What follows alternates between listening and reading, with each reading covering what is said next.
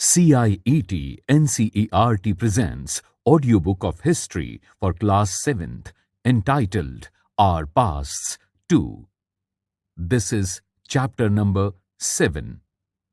Tribes, Nomads and Settled Communities. From page number 91 to page number 103. Let's listen to the chapter 7. Tribes, Nomads and Settled Communities, page 91. You saw in chapter 2, 3 and 4 how kingdoms rose and fell. Even as this was happening, new arts, crafts and production activities flourished in towns and villages. Over the centuries, important political, social and economic developments had taken place. But social change was not the same everywhere because different kinds of societies evolved differently. It is important to understand how and why this happened.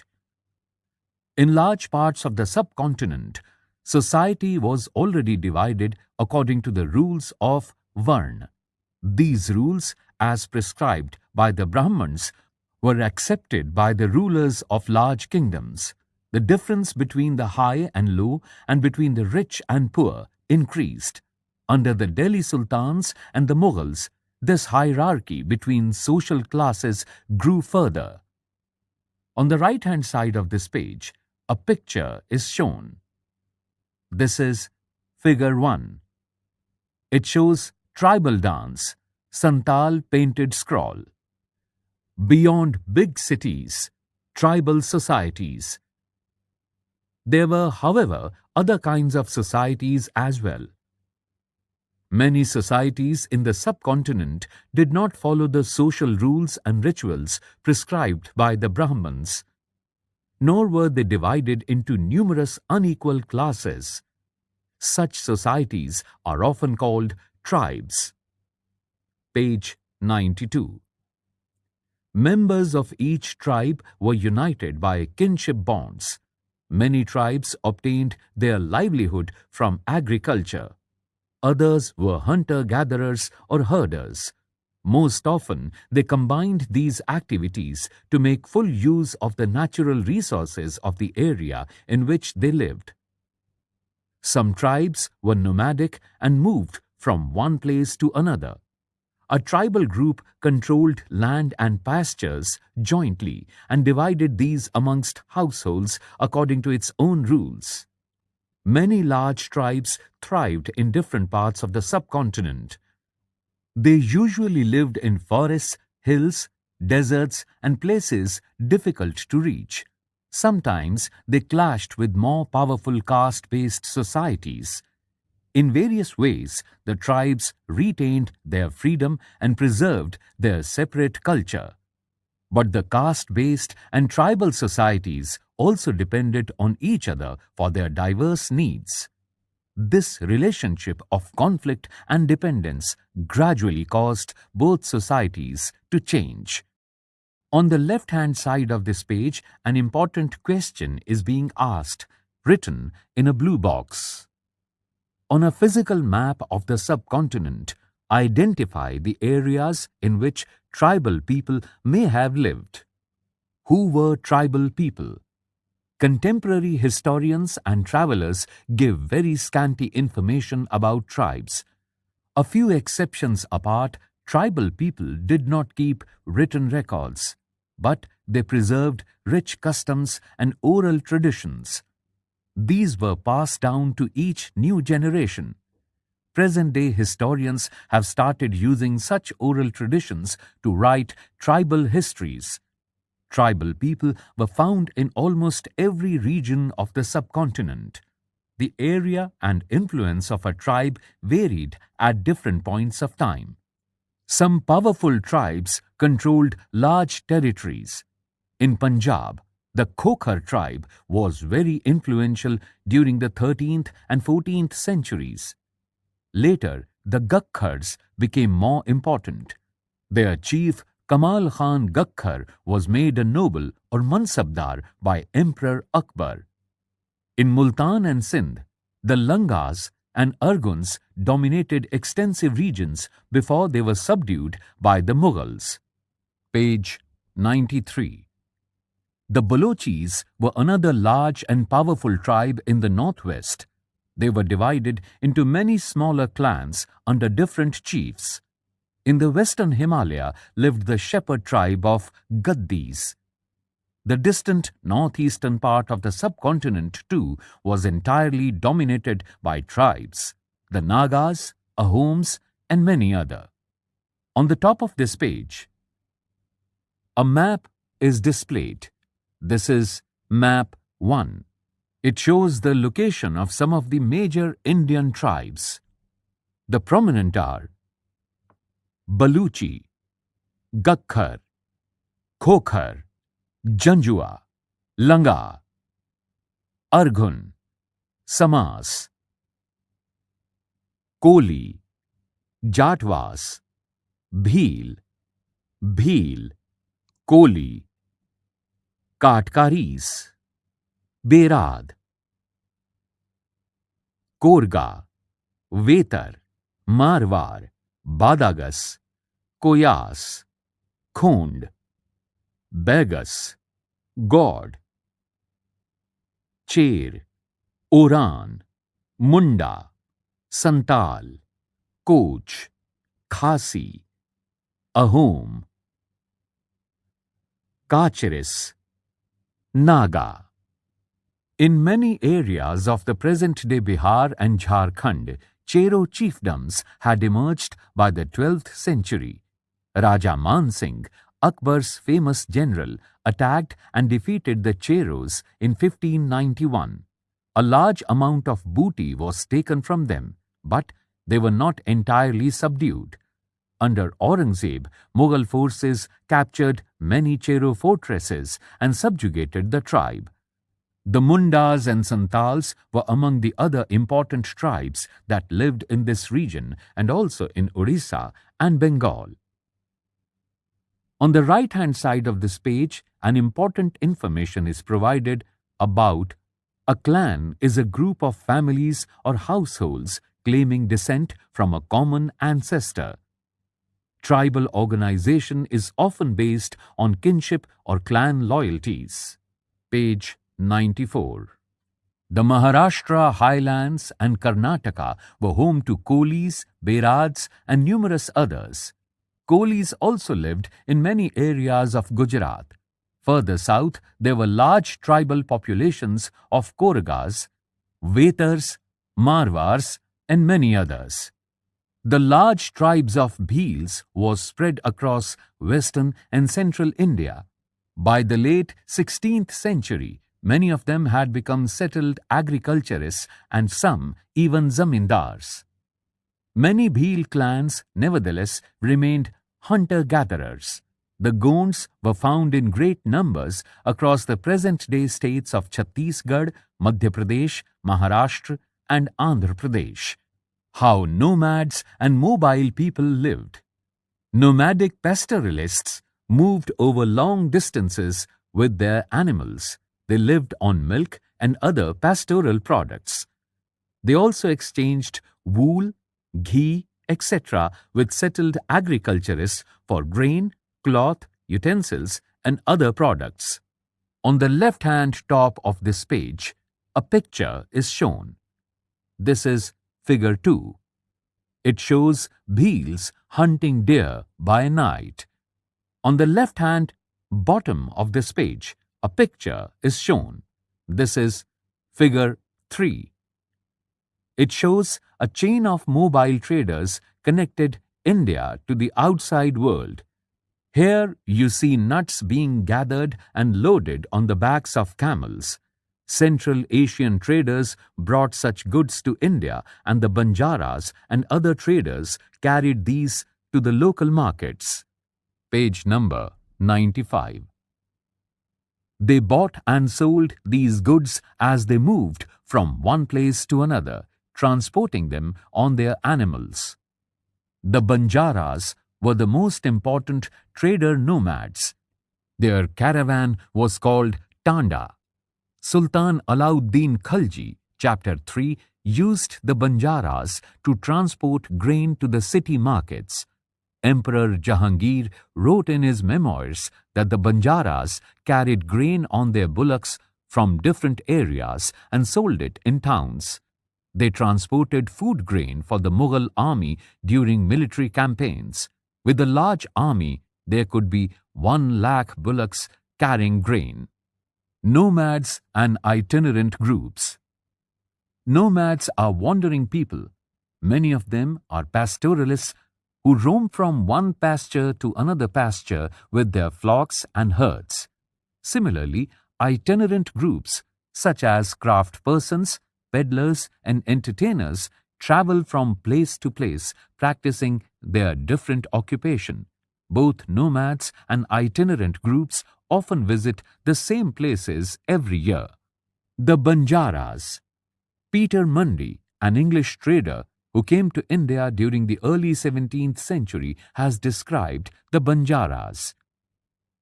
In the morning, we met a tanda of Banjaras with 14,000 oxen. They were all laden with grains such as wheat and rice. These Banjaras carry their household, wives and children along with them. One tanda consists of many families. Their way of life is similar to that of carriers who continuously travel from place to place. They own their oxen. They are sometimes hired by merchants, but most commonly they are themselves merchants. They buy grain where it is cheaply available and carry it to places where it is dearer. From there, they again reload their oxen with anything that can be profitably sold in other places. In a tanda, there may be as many as 600 or 700 persons. They do not travel more than 6 or 7 miles a day. That too, in the cool weather. After unloading their oxen, they turn them free to graze as there's enough land here and no one there to forbid them. Find out how grain is transported from villages to cities at present. In what ways is this similar to or different from the ways in which the Banjaras functioned? Page 96.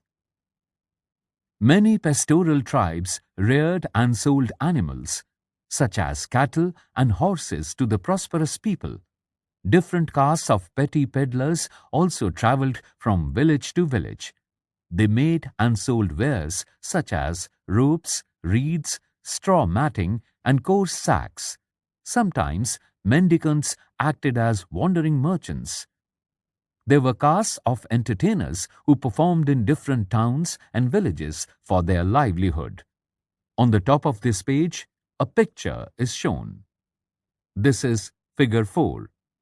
It's a picture of a bronze crocodile, Kutia Kond, tribe, Odisha. Changing society, new castes and hierarchies. As the economy and the needs of society grew, people with new skills were required. Smaller castes or jatis emerged within Varna. For example, new castes appeared amongst the Brahmins.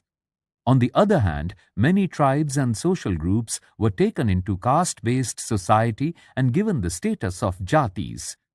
Specialized artisans, smiths, carpenters, and masons were also recognized as separate jatis by the Brahmins. Jatis, rather than Varna, became the basis for organizing society. Deliberations on Jati.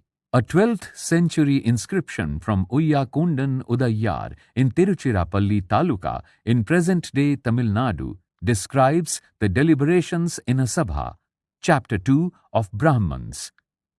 They deliberated on the status of a group known as Rathkars, literally chariot makers.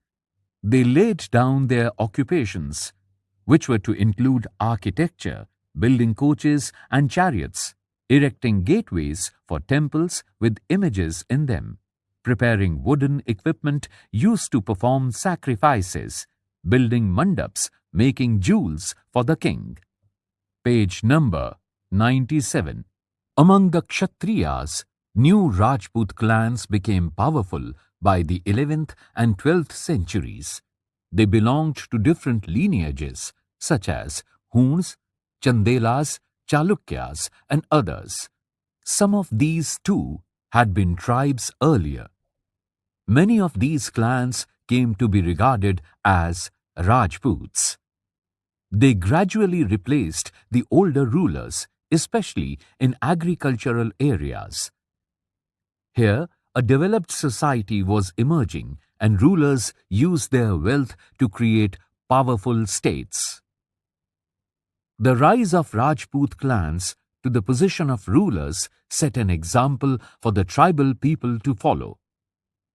Gradually, with the support of the Brahmins, many tribes became part of the caste system. But only the leading tribal families could join the ruling class. A large majority joined the lower jatis of caste society. On the other hand, many dominant tribes of Punjab, Sindh, and northwest frontier had adopted Islam quite early. They continued to reject the caste system. The unequal social order prescribed by orthodox Hinduism was not widely accepted in these areas.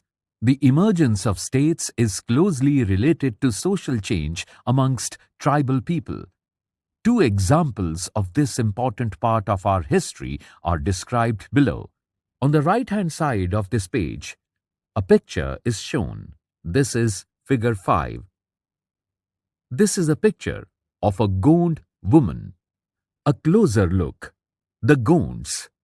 The Gonds lived in a vast forested region called Gondwana, or country inhabited by Gonds. They practiced shifting cultivation. The large Gond tribe was further divided into many smaller clans. Each clan had its own Raja or Rai. About the time that the power of Delhi sultans was declining, a few large Gond kingdoms were beginning to dominate the smaller Gond chiefs. The Akbarnama, a history of Akbar's reign, mentions the Gond kingdom of Garh Katanga that had 70,000 villages. On the right-hand bottom of this page, an important information is given regarding shifting cultivation. Shifting cultivation. Trees and bushes in a forest area are first cut and burnt. The crop is sown in the ashes. When this land loses its fertility, another plot of land is cleared and planted in the same way. The administrative system of these kingdoms was becoming centralized. The kingdom was divided into Garhs.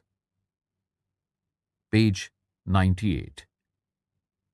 Each Garh was controlled by a particular Gond clan. This was further divided into units of 84 villages called Chaurasi. The Chaurasi was subdivided into Barhots, which were made up of 12 villages each. The emergence of large states changed the nature of Gond society. Their basically equal society gradually got divided into unequal social classes. Brahmins received land grants from the Gond Rajas and became more influential. The Gond chiefs now wished to be recognized as Rajputs. So, Amandas, the Gond Raja of Garh Katanga, assumed the title of Sangram Shah. His son, Dalpat, married Princess Durgavati, the daughter of Salbahan, the Chandel Rajput Raja of Mahoba. On the left-hand top of this page, a map is being shown. This is map number 2. This is the map of Gondwana. It shows the cities of Bairogarh, Chauragarh, Goraha, Kolanga, Bandolgarh. It also shows the rivers Tapti and Narmada. Dalpat, however, died early. Rani Durgavati was very capable, and started ruling on behalf of her 5-year-old son, Bir Narayan. Under her, the kingdom became even more extensive. In 1565, the Mughal forces under Asaf Khan attacked Garh Katanga. A strong resistance was put up by Rani Durgavati. She was defeated and preferred to die rather than surrender. Her son too died fighting soon after. On the right-hand bottom of this page, a picture is shown. This is figure 6. It shows a carved door, Gond tribe, Bastar area, Madhya Pradesh. Page 99. Garh Katanga was a rich state. It earned much wealth by trapping and exporting wild elephants to other kingdoms. When the Mughals defeated the Gonds, they captured a huge booty of precious coins and elephants. They annexed part of the kingdom and granted the rest to Chandra Shah, an uncle of Bir Narayan. Despite the fall of Garh Katanga, the Gond kingdoms survived for some time. However, they became much weaker and later struggled unsuccessfully against the stronger Bundelas and the Marathas. On the right-hand side of this page, a question is being asked, written in a blue box. Discuss why the Mughals were interested in the land of the Gonds. The Ahoms. The Ahoms migrated to the Brahmaputra Valley from present-day Myanmar in the 13th century. They created a new state by suppressing the older political system of bhuiyas or landlords. During the 16th century, they annexed the kingdoms of the Chutias 1523 and of Koch Hajo in 1581 and subjugated many other tribes. The Ahoms built a large state, and for this they used firearms as early as the 1530s. By the 1660s, they could even make high-quality gunpowder and cannons. However, the Ahoms faced many invasions from the southwest. In 1662, the Mughals under Mir Jumla attacked the Ahom kingdom. Despite their brave defense, the Ahoms were defeated. But direct Mughal control over the region could not last long. The Ahom state depended upon forced labor. Those forced to work for the state were called Paiks. A census of the population was taken. Each village had to send a number of Paiks by rotation. People from heavily populated areas were shifted to less populated places. On the right-hand bottom of this page, a map is shown. This is map number 3. It shows tribes of eastern India. The prominent tribes displayed are Kochs, Ahoms, Miris, Daflas, Chutias, Garos, Khasi, Jayantiyas, Kacharis, Naga tribes. Page number 100. Almost all adult males served in the army during war. At other times, they were engaged in building dams, irrigation systems, and other public works. The Ahoms also introduced new methods of rice cultivation. Ahom society was divided into clans or khels. There were very few castes of artisans, so artisans in the Ahom areas came from the adjoining kingdoms. A khel often controlled several villages. The peasant was given land by his village community. Even the king could not take it away without the community's consent. Originally, the Ahoms worshipped their own tribal gods. During the first half of the 17th century, however, the influence of Brahmins increased. Temples and Brahmins were granted land by the king. In the reign of Sib Singh, 1714 to 1744, Hinduism became the predominant religion, but the Ahom kings did not completely give up their traditional beliefs after adopting Hinduism. Ahom society was very sophisticated. Poets and scholars were given land grants. Theatre was encouraged. Important works of Sanskrit were translated into the local language. Historical works known as Buranjis were also written, first in the Ahom language and then in Assamese. On the left-hand top of this page, a picture is shown. This is figure 7. It shows ear ornaments, Koboi Naga tribe of Manipur. On the left-hand side of this page, a question is being asked, written in a blue box. Why do you think the Mughals tried to conquer the land of the Ahoms? Conclusion. Considerable social change took place in the subcontinent during the period we have been examining.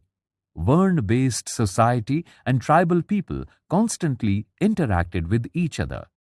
This interaction caused both kinds of societies to adapt and change. There were many different tribes and they took up diverse livelihoods. Over a period of time, many of them merged with caste-based society.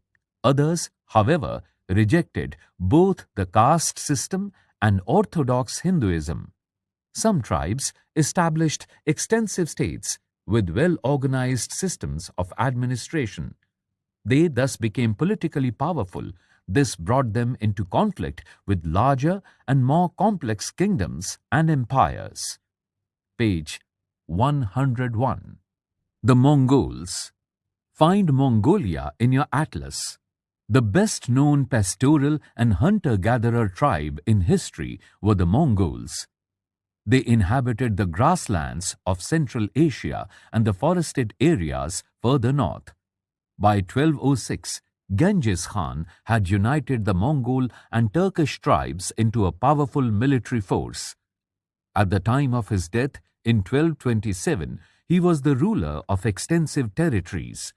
His successors created a vast empire. At different points of time, it included parts of Russia, Eastern Europe, and also China and much of West Asia. The Mongols had well-organized military and administrative systems. These were based on the support of different ethnic and religious groups. Imagine, you are a member of a nomadic community that shifts residence every 3 months. How could this change your life? Let's recall. 1. Match the following: Gad, Tanda, laborer, clan, Sib Singh, Durgavati, Khel, Chaurasi, caravan, Gad Katanga, a home state, Pike. Page number 102. Fill in the blanks. A. The new castes emerging within Varns were called, fill in the blank. B. Fill in the blank were historical works written by the Ahoms. C. The fill in the blank mentions that Gad Katanga had 70,000 villages. D. As tribal states became bigger and stronger, they gave land grants to fill in the blank and fill in the blank. 3. State whether true or false. A. Tribal societies had rich oral traditions.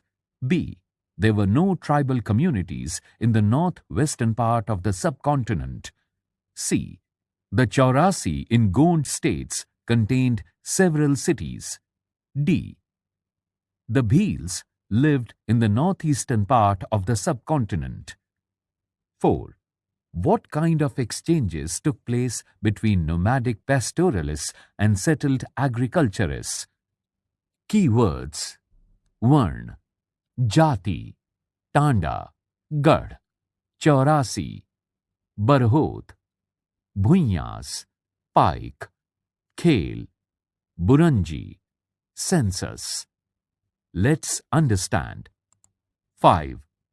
How was the administration of the Ahom state organized? 6. What changes took place in Varn-based society? 7. How did tribal societies change after being organized into a state? Let's discuss. 8. Were the Banjaras important for the economy? 9. In what ways was the history of the Gonds different from that of the Ahoms? Were there any similarities? Let's do. 10. Plot the location of the tribes mentioned in this chapter on a map. For any two, discuss whether their mode of livelihood was suited to the geography and the environment of the area where they lived. 11. Find out about present-day government policies towards tribal populations and organize a discussion about these. 12. Find out more about present-day nomadic pastoral groups in the subcontinent. What animals do they keep? Which are the areas frequented by these groups?